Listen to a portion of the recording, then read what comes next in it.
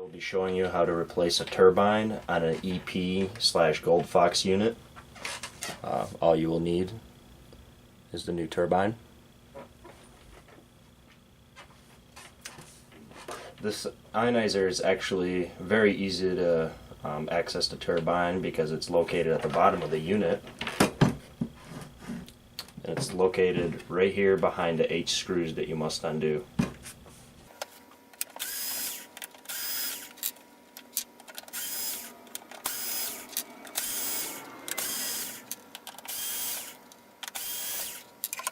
This next part, just tug on this base of where the filter sits. It's not intended to come off extremely easily, so you may need to give it a little tug. Take out your old turbine, grab your new one, and then set it on the little needle right here. Carefully set that in there and firmly press to lock it in place. You will now need to put in the 8 screws back in.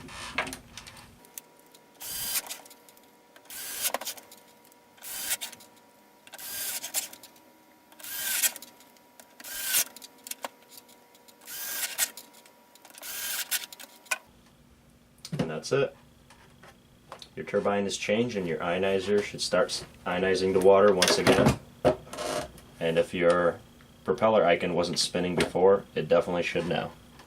Keep in mind, when you do change a turbine or anything that disconnects, like plastics on the inside of the ionizer, you may want to do a test run by just hooking up to your sink and have it unplugged from the wall to test for any kind of leaks that might happen if you change it out and the O-rings might have gotten loose or flattened out.